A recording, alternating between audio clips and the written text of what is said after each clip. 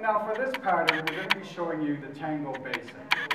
So what I'm going to do, I'm going to face my partner, and I'm going to be taking 3 steps forward with my left foot, starting with my left foot. The lady steps back with her right foot, taking 3 steps, and then we step side together, meaning that I step forward, 1, 2, 3, and we step side together.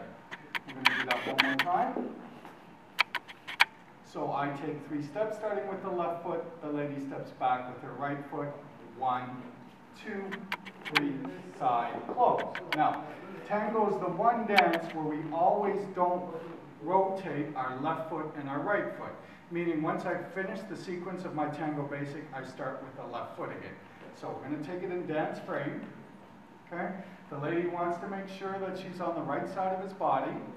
And we step 1, 2, 3, side, close. And we're going to do another curving basic, which is 1, 2, 3, side, close. We're going to repeat 1, 2, 3, side, close.